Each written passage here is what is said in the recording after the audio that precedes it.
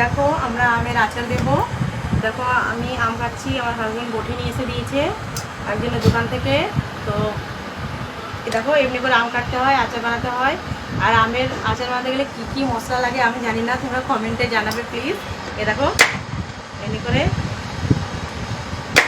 দেখো আম কেটে নিচ্ছি, এত বড় বড় সাইজের, কত সুন্দর। দেখো আম কেটেও যাচ্ছে, আমের গুটিলেও বেরিয়ে যাচ্ছে, কি বলে মুকুল বলে যাবি বলে বেরিয়ে যাচ্ছে। দেখো বন্ধুরা কত সুন্দর ছোটো ছোটো আম কাটিয়েছে। আর এই দেখো এতগুলো কাটা কমপ্লিট হয়ে গেছে, আর এখানে এখনো কাটতে আছে, এতগুলো কাটতে আছে।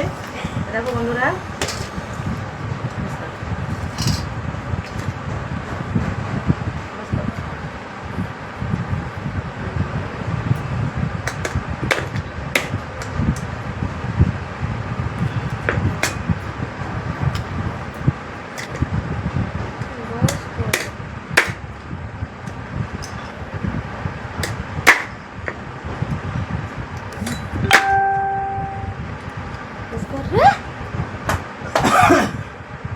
এখনো চালিয়ে যাচ্ছে।